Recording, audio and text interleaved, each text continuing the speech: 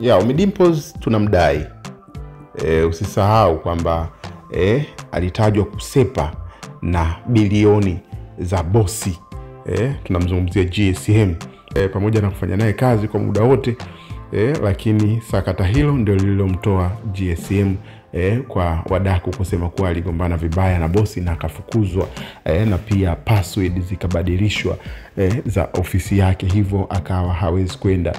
Ommy Dimpoz hakujibu chochote licha ya watu wengi sana kucomment, wengine wakimsifia wakisema sawa sawa, wengine pia usianisha na kashfa kibao ambazo alikuwa akitajwa kufanya pamoja na bosi huyo. Ommy Dimpoz tukumbuke kwa mpaka sasa hana familia, hajaoa, na msimamo wake kwa wadada ni tofauti kabisa.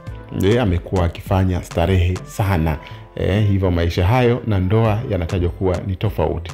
Sasa Ommy Dimpoz amekuwa na maisha ya ajabu sasa, ambayo wengi wameshtuka na kushangaa. Hiyo ni baada tu ya kumliza bosi wake.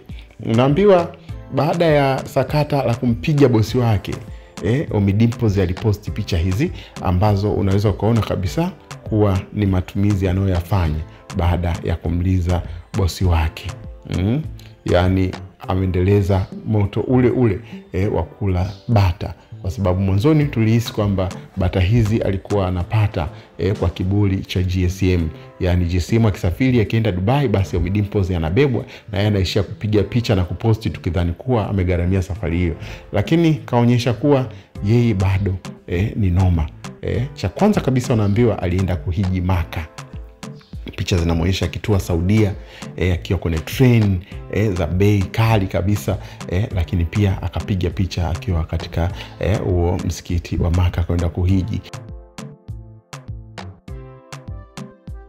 Lakini kama hiyo haitoshi, aliposti picha kali akiwa katika maduka ya nguo za bei kama Gucci na Louis Vuitton, ambapo alionyesha picha hizo, na zaidi alionyesha picha akiwa katika majiji mbalimbali huko Dubai pamoja na Saudia, ambapo alionekana akiwa ameketi katika private jet. Kama hiyo haitoshi, ameposti picha kadhaa, umeona, akiwa anakula bata na warembo, akiwa amezungukwa nao, sehemu ambazo tunaona tu zinatokeaga kwenye nyimbo, kwenye movie za wa Marekani, akiwemo akina P Diddy. Kwa hiyo bwana Ommy Dimpoz ameonekana bado kuendelea kula bata, lakini wakati huo ameonyesha kuwa anaweza kufanya vitu vyake, kwa sababu bio yake ameibadilisha kidogo pale, ambapo kaweka tu kwamba yeye musician, creative director, founder na CEO wa The Plug Creative.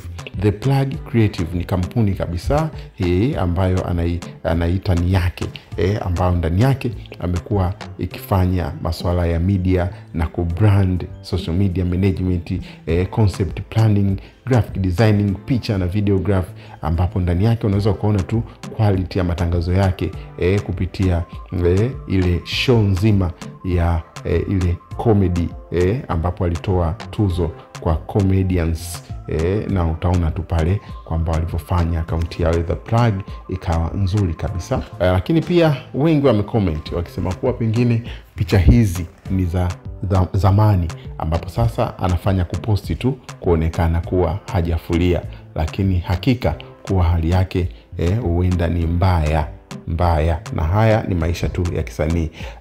Je, Ommy Dimpoz anatrektia au ni mzee wa bata for life?